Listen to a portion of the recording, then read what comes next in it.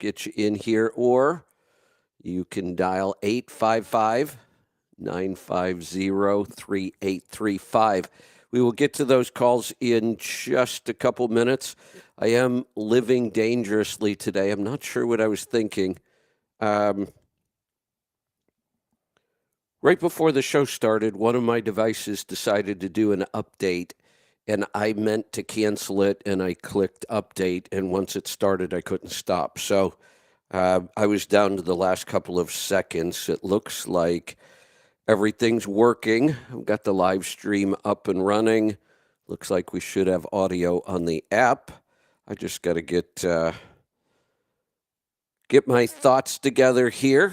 It is a free-for-all. Anything goes. We've only got an hour this morning, and then I will be followed by Mike and Kevin Beckett with MD Alignment.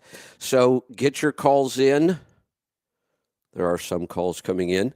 I was thinking about talking about the economy.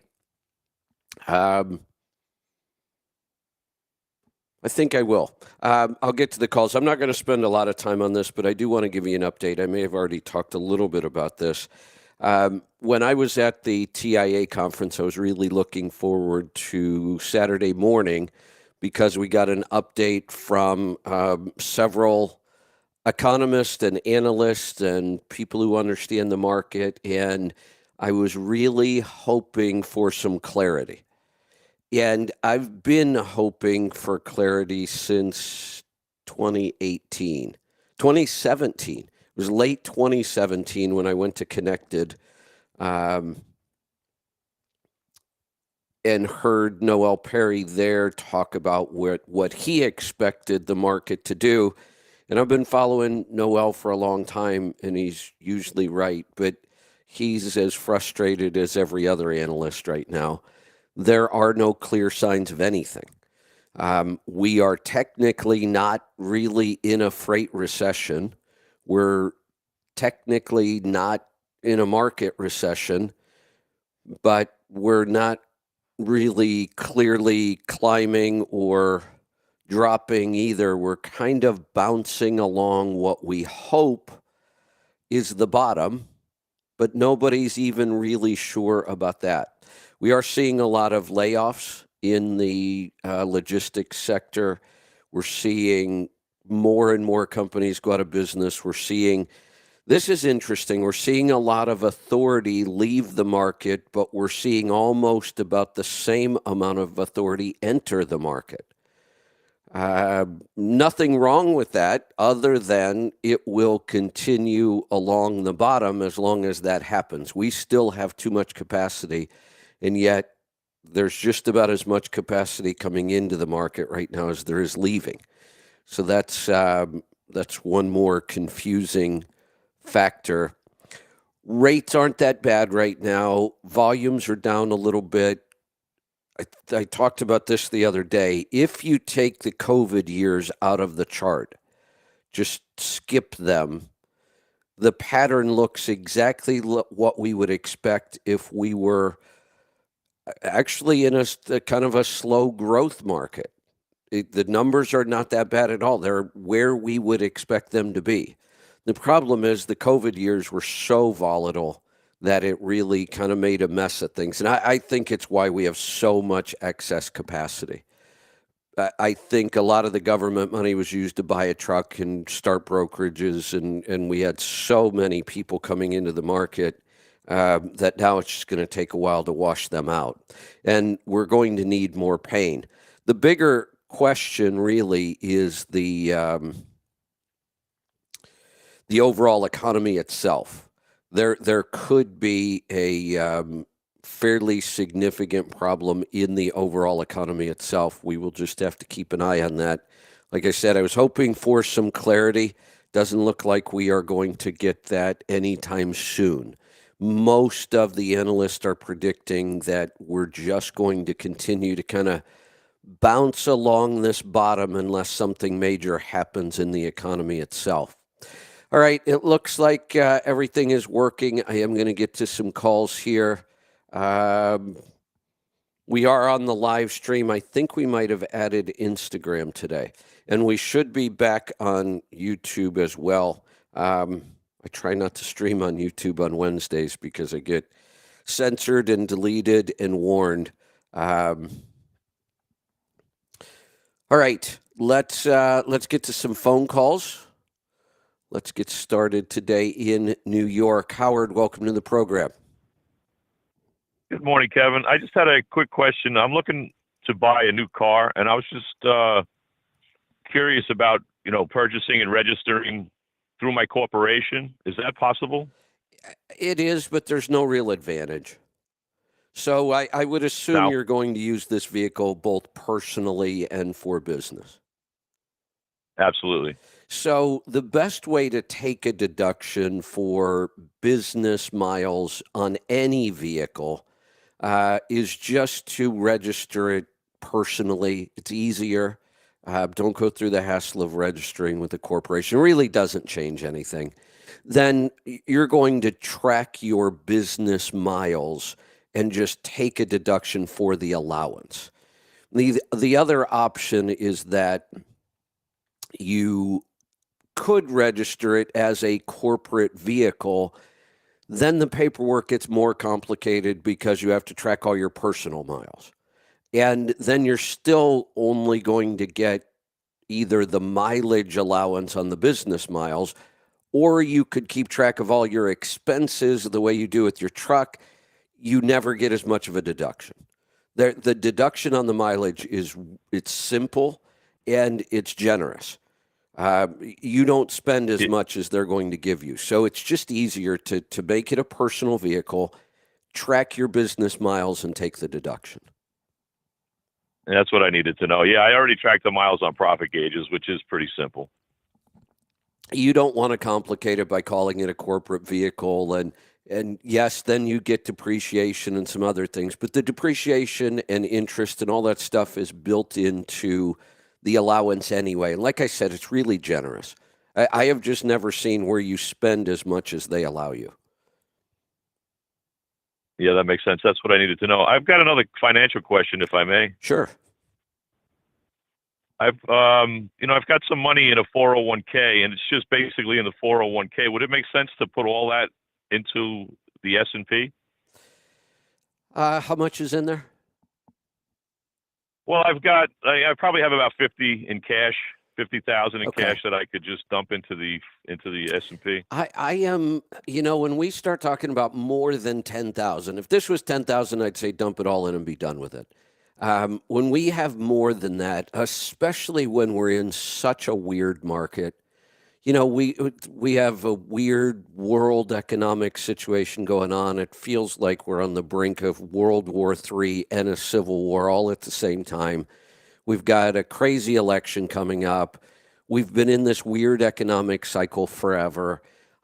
I'm pretty risk tolerant, but I'm getting really conservative right now with money. There's just too many unknowns. So what I would rather see you do is break that up maybe into $10,000 increments, maybe even smaller, maybe even $5,000 increments, and invest it monthly. It's what we call dollar cost averaging. In this market, anytime we invest, we're taking a risk. We don't know what's going to happen tomorrow. The market could shoot up again, but we can also look at odds. There's not a lot pointing to the fact that we're going to have some big run up in the market. We've had a longer run up than we expected. So everything is pointing to the market's either going to stay flat for a while or we could see a significant drop. So I'd hate to have you put it all in and then we have that big drop. And Right. if you put it all in and we had a big run up, that'd be awesome. But the odds are that's not going to happen. So if you Yeah, put I in understand. I have 5,000 now and the market goes down and you put in 5,000 next month, you're already winning because we're buying it cheaper than we would have. And then next month, if the market goes down again and you put another 5,000 in, you're buying them on sale. So we're playing the odds that the market's not going to go up much. And if it does, it'll probably pull back.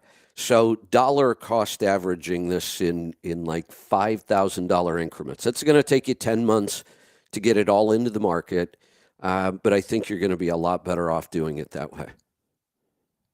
Well, I have other money invested in, in other parts of the market. I just had that 50,000, in the 401k in cash, and I was wondering if I should just leave it where it is, or just if I should stop, because I do Well, have in some invested in an S&P, but yeah, it's kind of.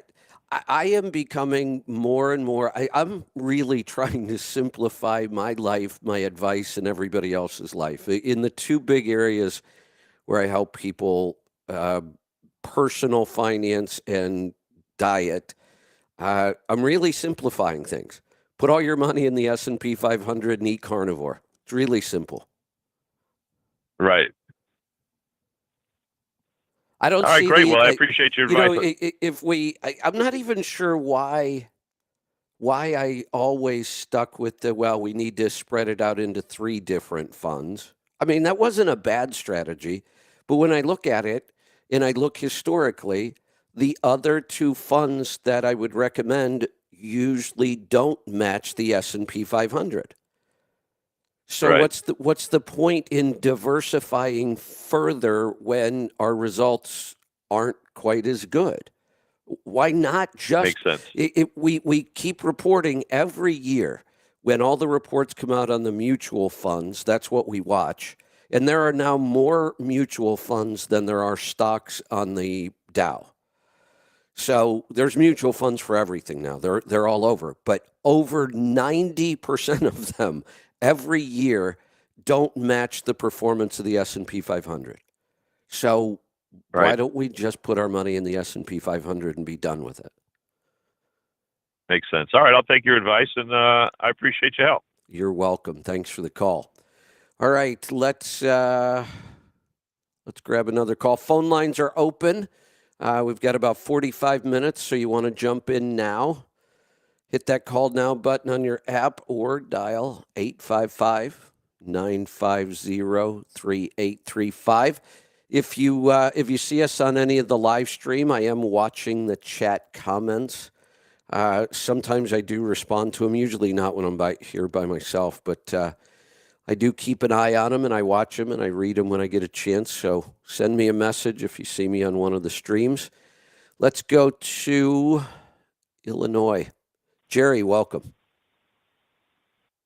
Hi, Kevin. Something real quick here. I'm Sure. just enjoying my pumpkin spice nut butter and living the life, bud. I There love you that go. stuff. So I know. I do anyway, too. I couldn't get through. I couldn't get through yesterday, so I got a quick question on that fit test, the food sensitivity test.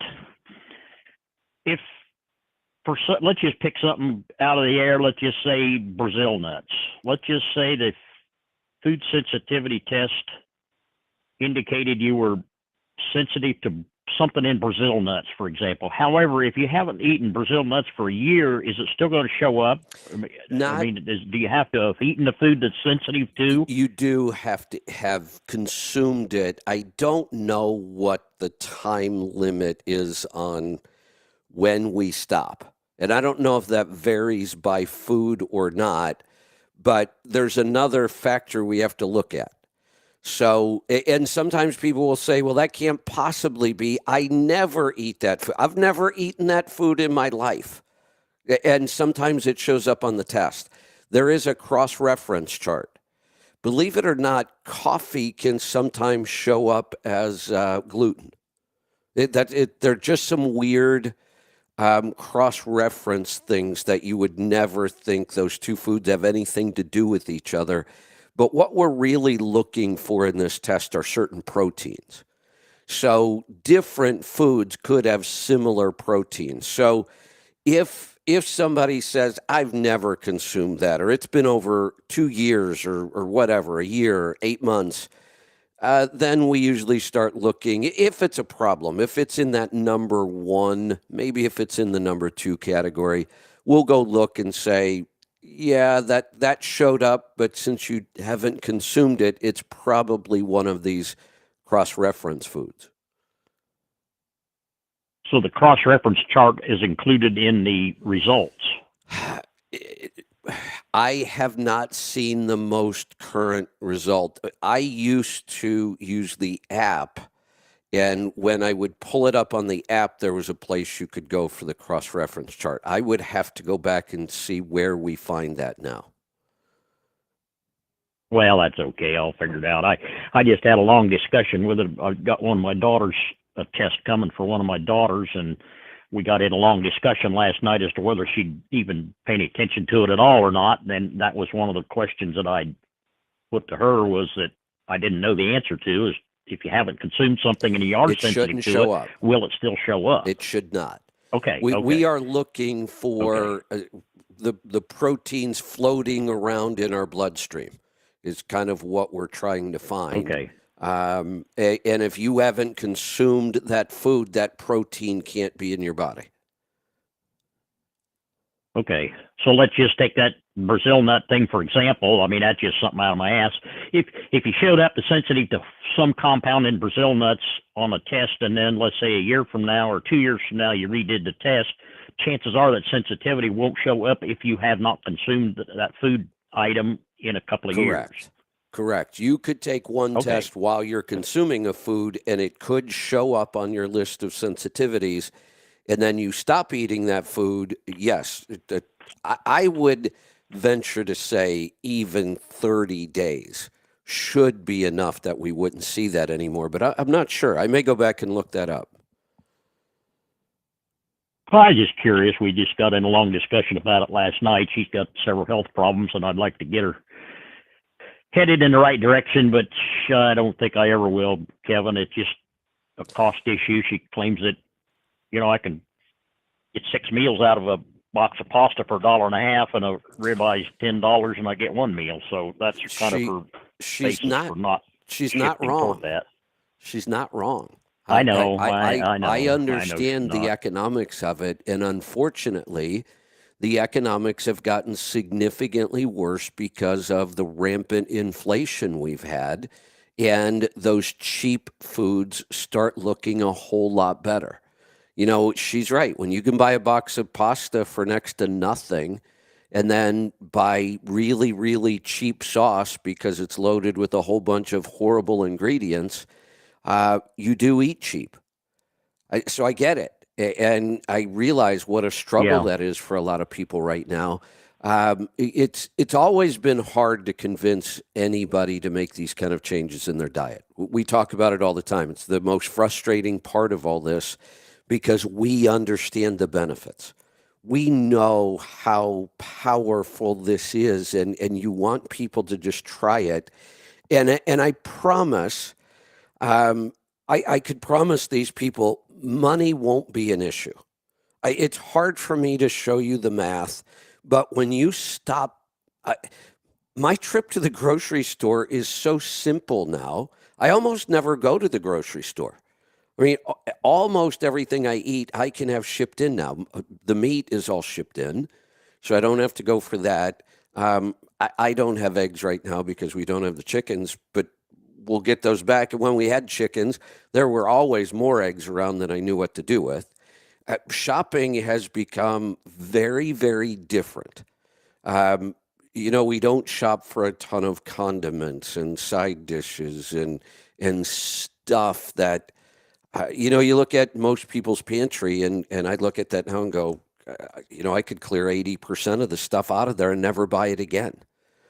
But it's hard to convince somebody. She should. When you're saying I know. You should be eating grass-fed ribeyes and pastured eggs, and you're right, 1 ribeye and a couple eggs, and you're at $10 for the meal. Easy. Right. So I get it. But as I pointed out to her, based on my experience, though, once you get transitioned, a lot less satiate. That's what I tried to explain to her. Maybe you'll only eat 6 ounces of a ribeye instead of a 16-ounce ribeye, and you'll be just as satisfied with 6 ounces as you used to be with 16 ounces. Is the overall cost really that much different? I believe the overall cost could be lower. For many people, the overall cost would be lower. And the other issue with most people that are eating the standard American diet eat out a lot, even if it's fast food.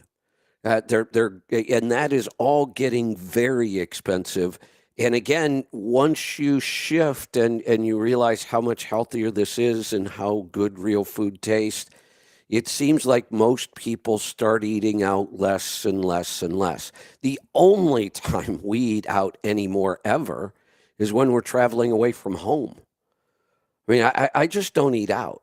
Well, I shouldn't say that. We've got a place between here and the farm that does a lot of smoked meat, so I can just stop in and grab a pound of smoked meat. So I don't really consider that eating out much. But really, overall, I have never had anybody make the change and then come back and say, you know what, I just can't afford this anymore. Have you ever heard a call? Anybody ever say that? If that were an issue, people would be calling. And they'd be saying, look, I trusted you. I started eating this way, and it felt like it was going to be really expensive, and you told me it wasn't. And I feel better, but I can't afford this anymore. I've never had that call, not once. No, and that's what I tried to explain to her, and she kind of knows it, but not really. You know, It's hard. Somewhere along the line she'd had a gluten sensitivity test and swears up and down she's not sensitive to gluten, and Well, well, I'm not either. Whatever. So I'm not either. I can but say it's still that. bad for you. Yeah, exactly. It's Just still because it doesn't show up on some of these tests does not mean that it's not really bad for our health. And the only way I can prove that, that's why I'm bigger on let's just try stuff. I try not to spend people's money on testing. There is some value in testing, but there's also some value in just saying, hey, look, let's just try this. Let's just see what happens if I cut out all grains from my diet for a week. I mean, anybody can do that for 7 days. And the beauty of it, when you eliminate grains for 7 days, you will feel the difference. Well, that's what I try to tell her, but you I can know. lead a person to knowledge, but you can't make them think. So, That all right, is- you got on short day, so carry on, Kevin. All right, thanks for the call. It is a short day, but I'm not sure what's going on with phone calls today. Where's everybody? Pick up the phone and join me. It's a free-for-all. Anything goes. We could talk about the economy. We could talk about personal finance. We could talk about trucks. We could talk about health. We could talk about politics and world events if you want. I posted, pick up the phone, 855-950-3835, or hit that call now button on your app. That will get you in here. I posted this morning something I thought was interesting when I've been talking about the book, The End of the World is Just the Beginning. Peter Zeehan's prediction that worldwide trade and logistics is going to start really shrinking. We're not going to be shipping a bunch of stuff all around the world. It's kind of a crazy prediction, but ever since I read the book, I can't help but see headlines that look like we're heading in that direction. All the trouble in the Middle East, in the Red Sea, all the shipping problems we've had in the Panama Canal. It just seems like there's a lot going on, and we're heading in that direction. And then I see that, not that it's a really big port, but we do have a container port in Portland, and it's going away. They're just going to close it. From what I can understand, they put out requests for those, even though the ports are kind of government property. It's the same thing we have here in Cascade Locks. We were a shipping lock to get around the rapids before they put the dam in. So it was an active working lock. No, it's government property and kind of pseudo-government agency. It's a little odd. A lot of ports are that way. So many of them will contract out the operation of the port to a third-party company, even though the government owns the property that it's on. And it looks like they just couldn't get anybody to come in and run it. So they're just going to close the port. That seems odd to me. Let's get to some calls. They are starting to come in. Let's go to Texas. Fred, welcome. Hello, stranger. How you been? Good. What are you up to today? I'm actually waiting to get loaded, and unfortunately, this guy thinks coming right up to me now, but maybe not. But anyway, I wanted to ask you: do you have a certain policy that you have that if someone doesn't conform to, you don't do business with them? I probably have a lot. Yeah. If you don't do I'm just saying, what you say you're going to do, when you say you're going to do it, and how you're going to do it, if that happens too often, just for something like that, I'm not doing business with you anymore. We have lots Right. and lots of criteria. If I go back to how we choose what company we're going to do business with, we are really picky.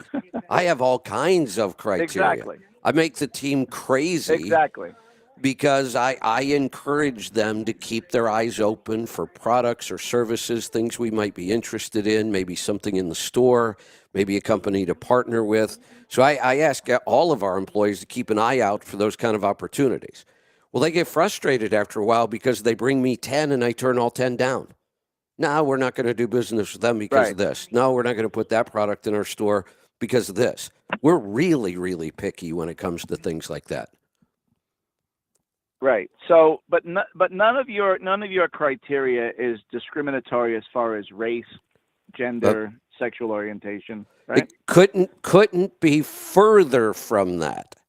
I have right. Okay. I have But criteria. I think that's the only criteria. Yeah, that's the only criteria I think we can all agree upon. Correct. Right? There is no way I should be looking at a company or an opportunity or a product and say, well, I'm not going to do business with them because I know the owner follows this religion, or he came from this country, or his skin's that color, or he sleeps only with.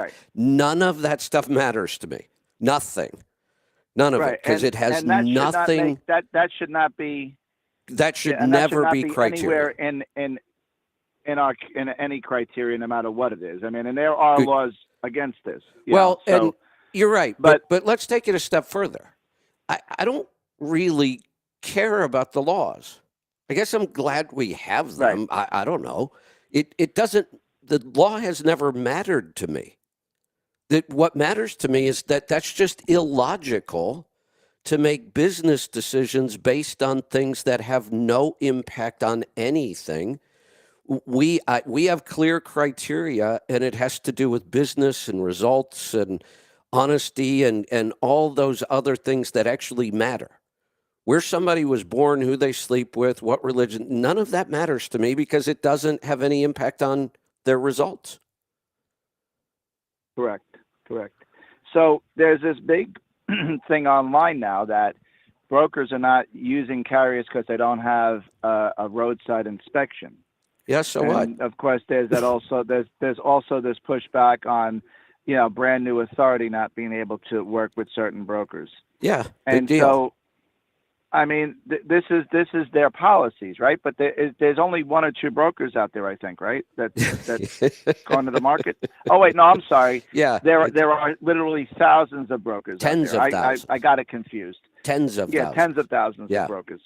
So I don't really see an issue here because I think a company, whether it's a good policy or a bad policy, it's their policy. Whether I agree with it or not, there's plenty of places I want to work with or I want to go do business with that I didn't like what they were doing, so I stopped doing business with them or stopped using, donating my money to their cause or whatever it is. You know what I mean?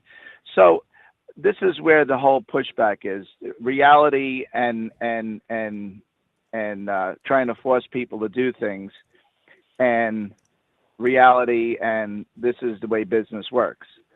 So it's kind of frustrating when you think you talk to someone who can state their case intelligently, but they're completely wrong and they don't want to admit that they're wrong, and they're our age. That's the one thing I have been more shocked about than anything in this divide we're starting to see in the industry. I could understand more if the divide was generational, but it's not. Right. We can't blame this on Gen Z or X or the millennials or this. This tends to be across the board. And honestly, in trucking, it is more our generation that seems to be making a big push for this. Now, that could just be the averages. We are still the baby boomers are still the biggest group in trucking, but that's changing every year now because we're retiring. I was born in '63. Right. That was the end of the baby boomers, and I Yep. would, I would say I still have 10 years left in this industry at least. But our group is getting smaller, but it's still the largest. And I am a little shocked that we have so many people our age, many of them with decades of experience in trucking, some of them with decades of experience as business owners, and that they think like this. Yep.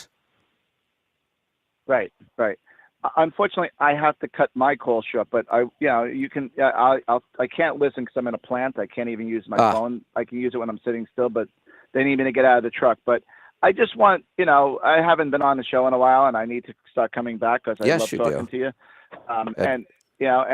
So I will definitely start doing that. I wrote a whole thing on X about this, and I know you saw it, but people who are not on X, they really should get on X and get engaged. It's a great place for news and everything else. Besides, it's getting better all the time. Having the fun, really is. Yeah, and having the fun with the other side of this, because they act like the leftists are acting. If you don't agree with me, you're evil and bad, and you're misguided. And you can have those opinions, but you go ahead. Yeah, I'm sorry. I want to get this in because I know you got to go. That's another thing that shocks me. A lot of their spaces and events and all kinds of things are tagged with MAGA over and over and over. And yet I have never seen a group act any more un-MAGA than this group. It is so odd to watch them embrace all the ideas of the left. We're going to shut you down. Yeah. We want more government control. What are some of the other big ones? Yeah. There are several of them. And what was a little disappointing is one of the people that posted a comment on my post, because I was kind of, giving an alternative discussion. Yeah. Is the trucker of the year for Overdrive? Oh. Or the month. Trucker of the month for Overdrive. This woman. Like I couldn't believe it. I'm like, okay, so she should understand a little bit of trucking if she's Fred, celebrate it. You do need to call more. There's like 3 topics already you've brought up today that I want to comment on, and you're going to run instead. But I'm going to throw this out there. Well, listen, go ahead. Overdrive. I got started with Overdrive. They were the first ones that allowed me to do a seminar. I've talked about the story over and over. That's where I met Brent Hutto. He was at Overdrive. That's how the Partners in Business, my first big seminar. I wrote multiple columns for Randall Riley over the years. I wrote the business column for Overdrive for years. I wrote in Fleet Owner Magazine column in there. I have a lot of history with them. I just did an interview with their current business writer, Alex Locke, and I thought he did a great job on the article. But I was shocked at the comments. He's here. You want him? All right, Fred. We'll let you go. Yeah, all right. Yeah, I'll call you back. I'll talk to you later. Have a good day. Have a good day. I was actually shocked. The response to the Overdrive article was very, very negative, and a lot of people really hammered Overdrive. They clearly don't have the reputation they used to have for me, they were the premier business magazine for a long, long time. All right. Calls are piling up on us, so we're going to get to them. We're going to go to Minnesota. Jerry, welcome. Hey, Kevin. Good to talk to you again. I had a fantastic time at the CMC down in Louisville. The truck show. Thanks for putting that on. I appreciate it. Excellent. You're welcome. I had a great time too. I opened an email this morning and it kind of got me off guard. It's from the SBTC, Small Business and Transportation Coalition. The first red highlight, Kevin, was SBTC calls for investigation into unlicensed certified master carrier. Don't you Credential just presented at MATS. so I- just in case people aren't clear about this yet, because these groups come and go, and then they have a bunch of initials. So for the last year or so, it's been the SBTC. That's James Lamb. I've talked about him many, many times, and the NOOA, the North American Owner Operator Association, whatever that one is. Now those two groups seem to have somehow combined, and there's a whole brand new group, something like truckingfreedom.org or something. But they're all board members and officers. It's all the same people. They just keep reforming, The but they list never of seem to get stuff any traction. the list that they're going after. Here's the other one that is the second one. SBTC calls for the arrest of trucking influencers, promotion of drug use by truckers who called the congressman to be shot. I don't know how I got on this email chain from this place, but I'd never join any of their whatever they want to call it. It's crazy. I don't know how you got on that email list either. He has not stopped posting. I don't keep going over this because it just gets old. Every single day, this is not an exaggeration. Whether it's on LinkedIn, Facebook, X, he posts every single day about having me arrested for something. And if you notice, he tags everybody from the President of the United States on down. The Secretary of Transportation, the Department of Labor, the FBI, the CIA. Oh, yeah. He's a lunatic. 16 different senators will all get tagged in his post, and he posts them every day. And they all claim that I am about to be arrested for something. And now his thing, like you said, is he's gone to the state of Oregon. He's gone to the state of Kentucky. He's gone to truckstop.com. He's gone to the owners of MATS itself. He tags them all saying, you should have nothing to do with this guy. He's a criminal. He's about to be arrested. He is a total lunatic. Wow. Well, again, Kevin, thanks for all you do to everybody in the trucking industry. We all appreciate it. I got to roll too. I'm just leaving my Jerry, receiver real quick, here. Before you go, let me ask you, Sure. of all the services, the things we offer, whatever, you were just at the CMC, did anybody force you to buy or pay for any of those things? Not one person. Yeah. Not one person come off the wrong vibe. I had such a good time down there. I wish it could have lasted longer.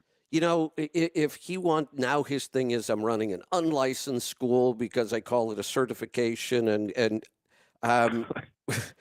we have run I thousands. took 3 pages of notes during your CMC. It's just incredible the information you guys give out for free of charge. They need to, I don't know, pull the blinders off. The CMC has been going on since 2005. We have run thousands of people through that program. I'm not sure that we've ever had anybody ask for a refund. And that was one of his posts in big, bold headlines. CMC program does not offer refunds. It probably says somewhere that we don't, because it's not like a product you can return it. If you sit through 3 months of my program and then tell me you want your money back, well, okay, give me my education back then. But you know what? We would never do that, whether it's in writing or not. If somebody came to me and said, look, I'm just not happy, I don't think I'm getting my value, you're getting your money back. I don't want your money. If I didn't provide you with some sort of value, I don't want your money. I probably owe you more money for everything that you've taught me and passed on through your program in person. It's crazy, Kevin. I got to go, but I really appreciate what you've done, and keep on doing it, man. Good. I'll keep opening emails like that. It'll make me smile. Yeah, let me know. I have them blocked everywhere because it just got ridiculous how many times a day they were posting. Let's go to Ontario. Mark, welcome to the program. How are you today, sir? What's on your mind today? Hey, I got a 05 Western Star. with a 4900 EX, and I was wondering your thoughts on putting a lift axle in. It's 370 gears, run Ontario, upstate New York, running a 4-axle dump trailer, hauling farm commodities. So it's not that I'm against lift axles. I'm not. We were part of, that whole push towards going to more 6x2s, but it falls way down my list of modifications. And that's simply economics. Okay. My guess is there are at least 4 or 5 other things, maybe more, that we could do to this truck to improve fuel economy that would cost a lot less, our break even would be a lot faster, and our return on investment would be bigger. So I'd like to make sure we do all of the fuel mileage modifications in a logical order. Like if you don't have a fleet air filter, you should absolutely have a fleet air filter. If you don't have a flow blow, you should have a flow blow. If you don't have an OPS and we're not using a good lightweight synthetic oil, we should make that shift. I could go, if we don't have a faster and air dog, we should have one of those. We should have good low rolling resistant tires. We should have a set of air tabs. I mean, all those things, a tune could be very helpful. So all of those things would come before a lift axle. Air tabs on a dump with pulling a dump trailer. We have found that fuel mileage. Every aerodynamic improvement we can make, and especially now, if air tabs were $1,000, I wouldn't be saying that. They're very inexpensive, and their improvements are immediate. Wheel covers only improve 0.25%, but we know they're an improvement and they're inexpensive. So all of our fuel mileage strategies, we've been doing them long enough to know what the investment up front is, what the break even is, and what the return on investment is. And that's how we make the recommendations on what we should do in what order. And converting to a 6x2 is way down the list because of how expensive it is. And that would also be right the now time. The truck is a 6x2. Well, what? Oh, but the axle isn't liftable? Is that what you're telling me? That's right. So is it the forward, or it's a dead tag axle is what you've got? The rear one's the drive. I just can't lock I have no locker. I can't lock all 4 wheels together. But is there a forward differential and a power divider, or is that just a trailer axle up front, just a straight axle? I would assume it's just a straight axle. Wait a minute. I don't believe I have the power. I can't answer this question unless we can. This should be really obvious when you look at it. That forward axle either has a very large pumpkin, that big round, the differential part. Yep. So you do have a big gearbox up there on that forward axle. Yes. Then it's not a 6x2. Now you also have that big differential, that pumpkin on the rear axle, right? Yes. Then this is a 6x4. Why you don't have the capabilities to lock them together, I don't know. That's pretty odd. What year and what truck is this? It's an 05 Western Star. Yeah, that's an odd setup, but you do not have a 6x2. That is a 6x4. 6x2s are fairly rare, and on the older trucks, they're almost unheard of unless somebody built it like we were recommending for years. Now, after 2018 or so, we're seeing more and more true 6x2s coming out of the factory, out of the OEMs. But you've got a 6x4. Right. And I would not convert it to a 6x2 until I had done almost everything else for fuel economy. And when we did convert it, that would also be the time we would make the gear change, because then we only have to buy one set of gears, not two. What do you suggest for a gear ratio? We could talk about on that truck probably two. What transmission do you have? 13 speed. So I'm going to assume it's a double overdrive because they were the most common. So 264s is a good ratio for those years, those engines. We would primarily run it in direct from 55 to 65 or so, maybe 55 to 63. Anything above that, we would be in 12th, which is your first overdrive. Your final gear, 13th, you would almost never use unless you were really empty and on very flat ground. But 264s, but Change your again, mind. when we do everything else, then we get to the differentials and we could look at doing the lift axle and switching gears because it makes sense to do all that at once, but it makes sense to do that really just about last. Right. Yep. To change anything, I hauled somewhere between 115 to 140,000 pounds gross. Yeah, then we would have to relook at that. That is an important factor. I should have asked you that. We would probably look at something like 293s, but at that point, I would want to run it through like a startability calculator. So I'd have to know your transmission model number so I could look up each individual gear ratio. That would be more of the kind of work we do on a coaching call. Oh, okay. But again, you don't need to even be thinking about that yet because you have a ton of other stuff you could be doing for fuel mileage first. Then we could get to that later. But I would want to spend some time running some calculations on that one. I got to get through some calls here. Let's get to Florida. Rocky, welcome to the program. Hi, Kevin. How are you today? Doing good. What's on your mind? Well, I got a question for you. I went pretty hard, strictly carnivore. Monday will be 4 weeks.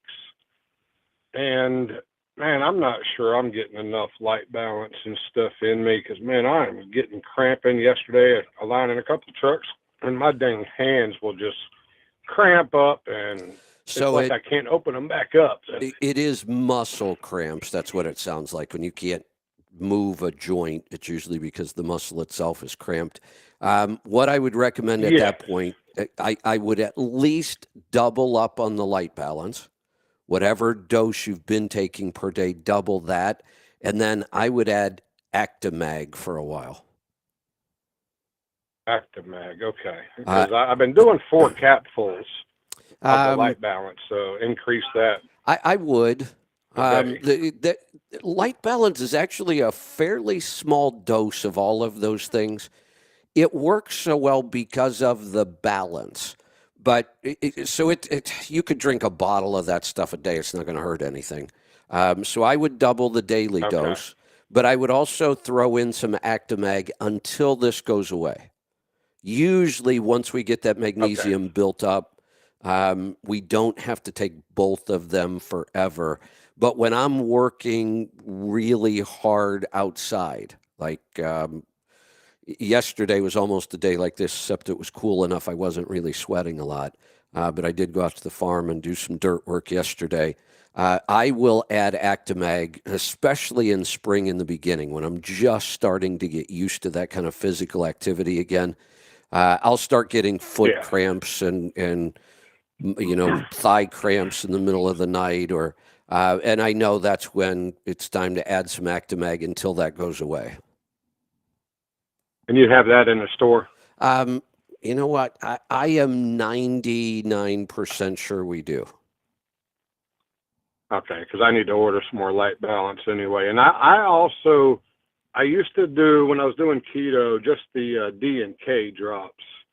And then this last one, got them last week, I got that ADK, whatever, the one with the 4 in it. Okay.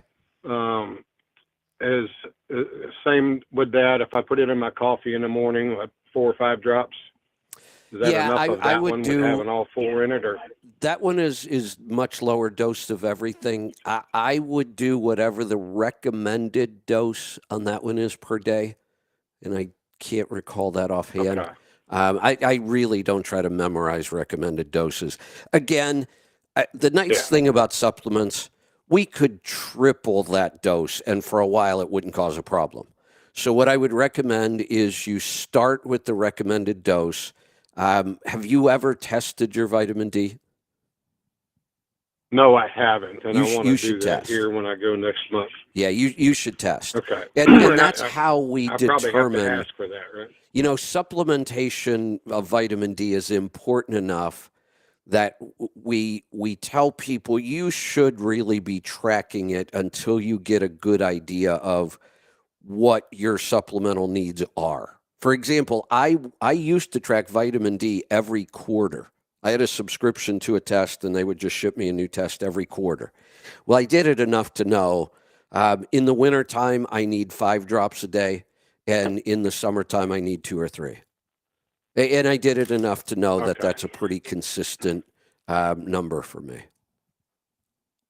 And that's a test that I can just order online and do it and send it in, Yeah. or do I need to get a doctor to do it? No, you don't. I'm still recommending getting the test from Everlywell.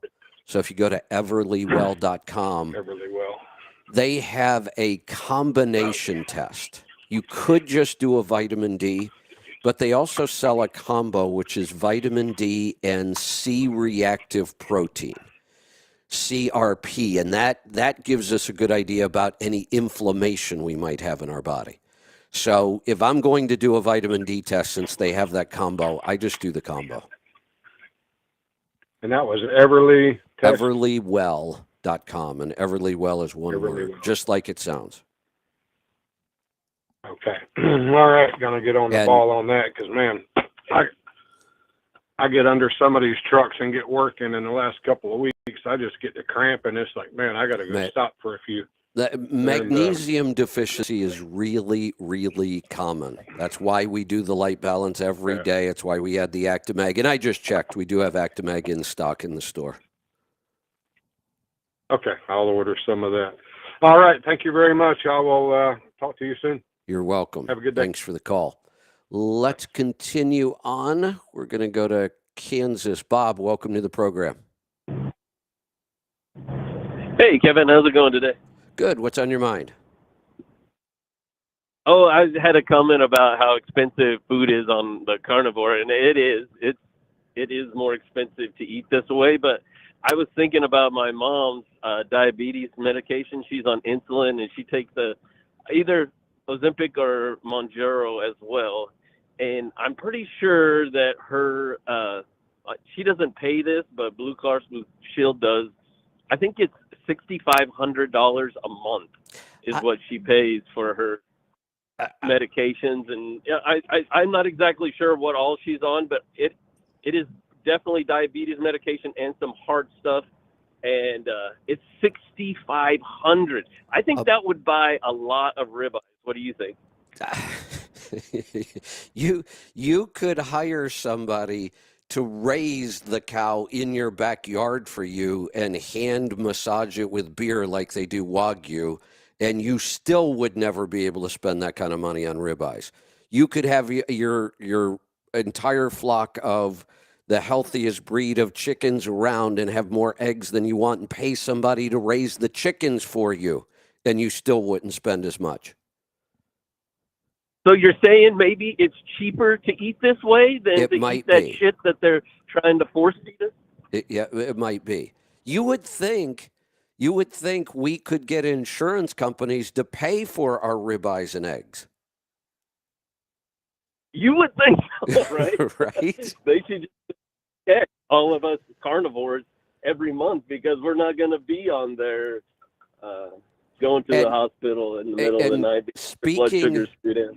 Speaking of all the GLP-1 drugs that are hitting the market, these are all the drugs that people are now just taking for weight loss.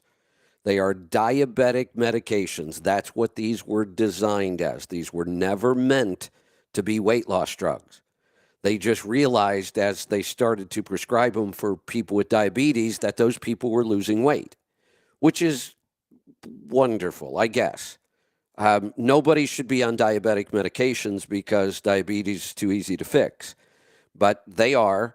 But now what's happening, there are huge lawsuits already starting over these drugs because of how much damage they cause.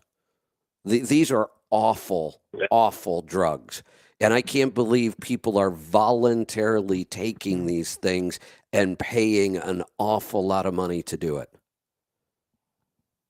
Man, in my area on the regular radio, there are all of these small little like diet companies. We now offer, we can get you that weight loss, Oh, whatever. yeah. We can subscribe to you on local radio all the Yes. time. That- One of these days, I bet you when these problems start to manifest, there are going to be lawsuits everywhere. Oh my gosh, it's going to be. That's something. the other What a thing. point I was going to bring up is all these now online clinics. You don't need to go to a doctor. You don't need to convince anybody that you should be taking Mounjaro or Ozempic. All you have to do is go to one of these new online clinics that are popping up, and they'll just ship it to you.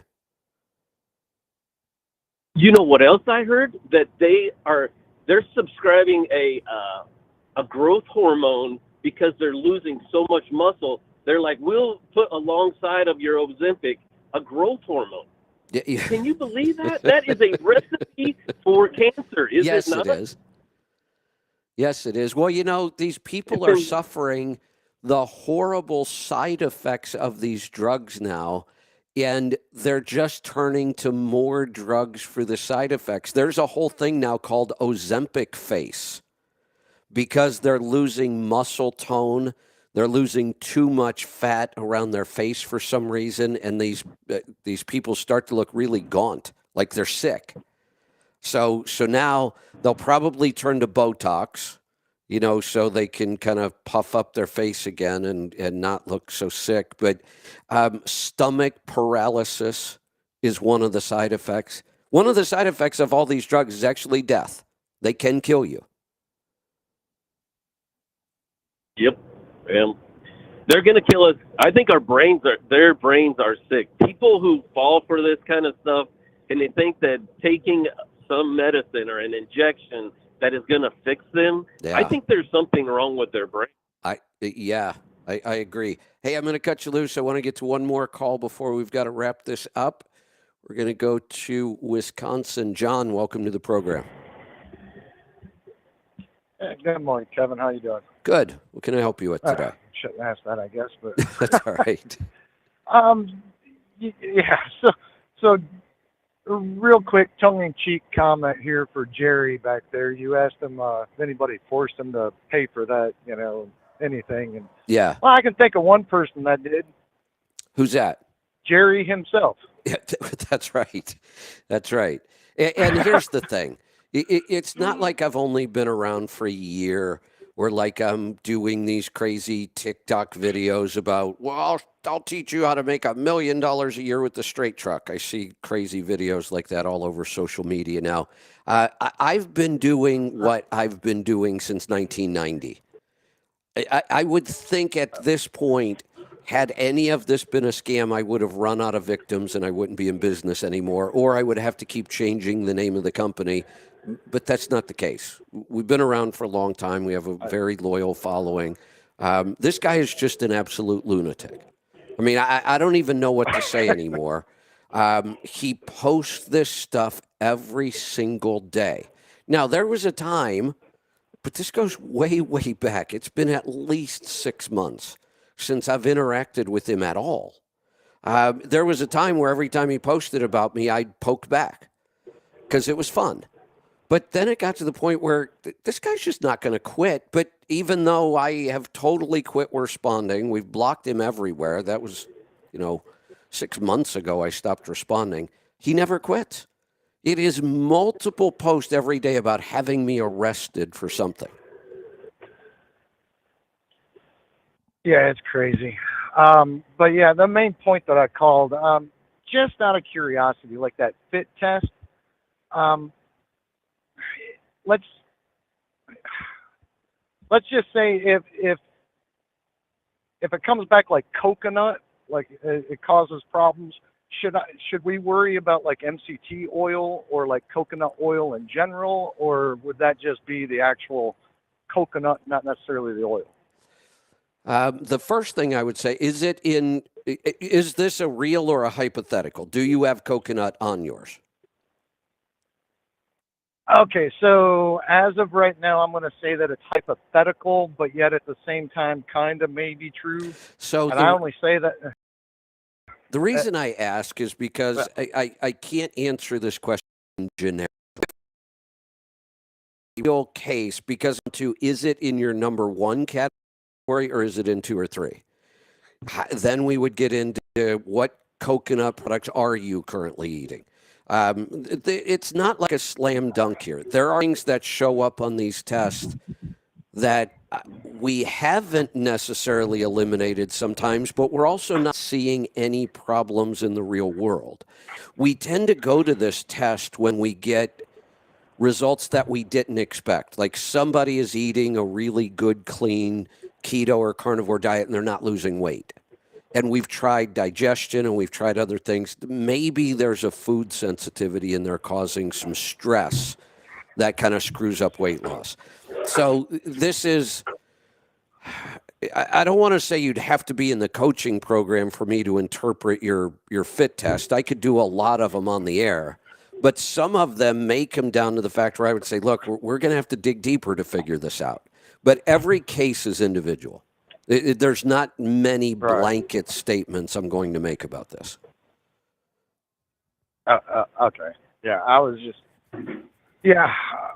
I know you got to get to rolling toe here. So, I mean, I could go a little bit further in depth on it, but there's no point in doing that either. So, if you have yourself a lovely day. If this is an issue, by all means, call in. I mean, I don't want to get too deep into it right now just because we are going to switch over. But, you could certainly call on Monday with this. Wednesdays are great days. We spend a lot of time.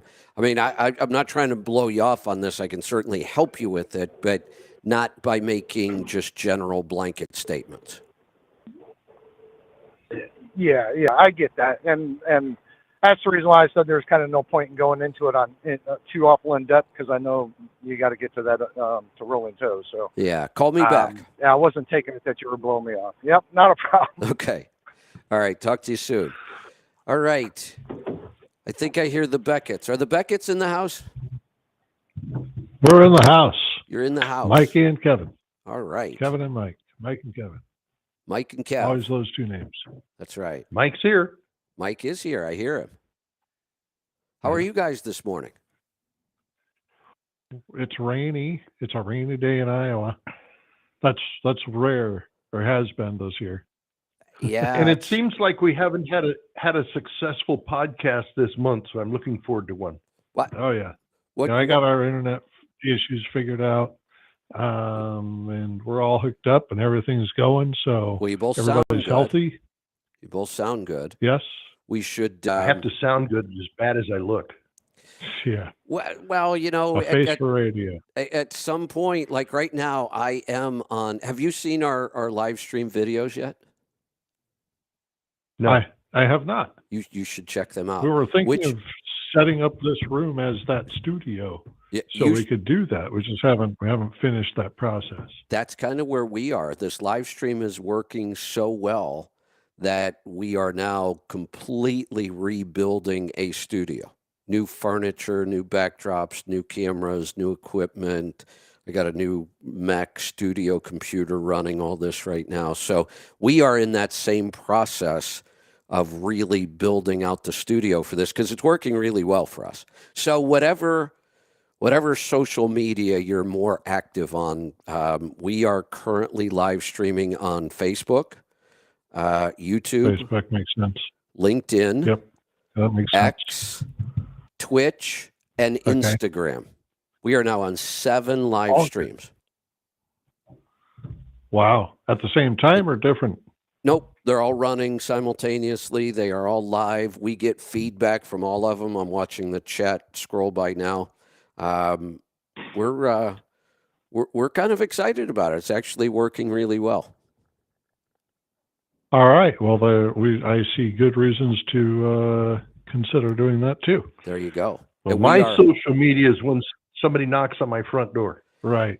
Social and very media oriented. Boy, don't get me started, because if I could wave a magic wand, or if I were king, two things would go away completely, like they never existed. And the first one would be AI. That's just got to go. Okay. We use it every day. It can be a powerful tool, but I would much rather just see that whole idea disappear. But honestly, and I talk about this all the time. I was very, very early on social media, late 80s. I was on Right. local bulletin boards in the late 80s. I was on Prodigy. I was on CompuServe, really early into social media, and I've been active on social media ever since. That's a long time. I would just want it to go away completely. I do not think it has been good for humanity, and I don't think it is good for humanity. But since it's here, we have to use it. That's exactly right. I mean, that's kind of, we might. So clearly, social media has some real benefits. There's no doubt about it. It's got a whole bunch of downsides too. And if I could just make the whole thing go away, I would, but I can't. So we might as well at least use it for the positives. Right. Get everything good we can out of it. Yeah. All right. You guys ready to All right. to take over? Yeah, I believe we're good. I thought we just finished. Should we tell people? Should we remind them again that this is a call-in talk show? That the whole point is you pick up the phone and you hit that call now button and you have a conversation with us. That's after I give my sermon. Correct. Right. We always After have to have ceremony? that sermon first. Sermon. You have a sermon that you. I wanted have to a give sermon. for I've been Saints. holding it since Easter. There's a problem with this, though. The word sermon sounds a little. Can we still use that? It starts with sir. Could be, but this is religious here. Got it. It's one of his. Well, you're pronouns. protected then. There you go. All right. I'm going to let you guys get on with it. Okie dokie. All right. Have a great All show. right. We'll talk to you later, Kevin. All right. Thank you. All right. Okay. So here we are. This is the Rolling Toe Show with Mike